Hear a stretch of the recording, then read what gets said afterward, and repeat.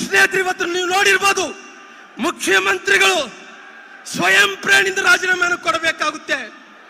ಯಾಕಂದ್ರೆ ಇವತ್ತು ಸುಮಾರಾಗಿ 2010ರಲ್ಲಿ ಸನ್ಮಾನ್ಯ ಮುಖ್ಯಮಂತ್ರಿಗಳಾದಂತ ಸಿದ್ದರಾಮಯ್ಯನವರು ಬಳ್ಳಾರಿ ತನಕ ಪಾದಯಾತ್ರೆಗೆ ಬಂದಿದ್ರು. ಆ ಮಣ್ಣಿನ ಗುಣ ಏನು ಗೊತ್ತಿಲ್ಲ. ಆ ಮಣ್ಣಿನ ಮೇಲೆ ಯಾರ್ಯಾರು ನಡೀತಾರೋ ಆ ತಾಯಿಯ ಬತ್ತು ಋಣವನ್ನು ಹಿಡ್ಕೊಳ್ಳಲ್ಲ. ಸುಮಾರು 14 ವರ್ಷಗಳ ಹಿಂದ್ಗಡೆ ಬಳ್ಳಾರಿಗೆ ಕಾಂಗ್ರೆಸ್ ಪಕ್ಷ ಪಾದಯಾತ್ರೆಯನ್ನು ಬಂದಿತ್ತು. ಆ ಪಾದಯಾತ್ರೆ ಬಂದಂತ ಟೈಮಲ್ಲಿ ಎಲ್ಲ ಒಂದು ಕಡೆ ಸಂತೋಷ್ ಹೆಗಡೆ ಅವರು ಲೋಕಾಯುಕ್ತ ಅವರು, ಸನ್ಮಾನ್ಯ ಯಡಿಯೂರಪ್ಪನವರು, ಜನಾರ್ದನ್ ರೆಡ್ಡಿ ಅವರು ನಮ್ಮ ಹೆಸರು ಉಲ್ಲೇಖನ ಮಾಡಿದಂತ ಟೈಮಲ್ಲಿ ಸನ್ಮಾನ್ಯ ಯಡಿಯೂರಪ್ಪನವರು 2010ರಲ್ಲಿ ಸ್ವಯಂ ಪ್ರೇರಿತ ಜನಾರ್ದನ್ ರೆಡ್ಡಿ ಅವರು ಯಡಿಯೂರಪ್ಪರು ಹೋಗಿ ಅವತ್ತು ಗವರ್ನರ್ ಆಫೀಸ್ ಹೋಗಿ ರಾಜೀನಾಮೆಯನ್ನು ಕೊಡುವಂತ ಕೆಲಸ ಮಾಡಿದ್ರು.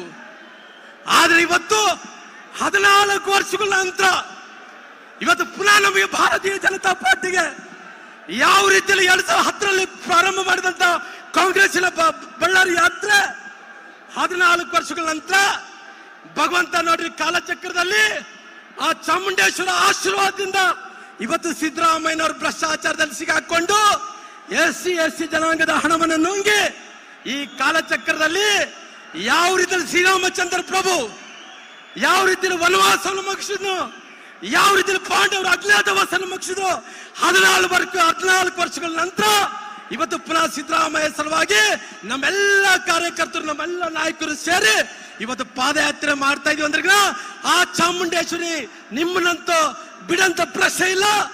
ಎಲ್ಲಿ ತನಕ ರಾಜೀನಾಮೆಯನ್ನು ಕೊಡಲ್ಲ ಅಲ್ಲಿ ತನಕ ಭಾರತೀಯ ಜನತಾ ಪಾರ್ಟಿ ಕಾರ್ಯಕರ್ತರು ನಿಲ್ಲಲ್ಲ, ಹೋರಾಟವನ್ನು ಮಾಡಂತ ಕೆಲಸ ಮಾಡ್ತೀವಿ ಹೇಳ್ತಾ ಇದ್ರು. ಎಲ್ಲ ಒಂದು ಕಡೆ ಜಗಲ್ಲ ಬಗಲ್ಲ ಅಂತೆ,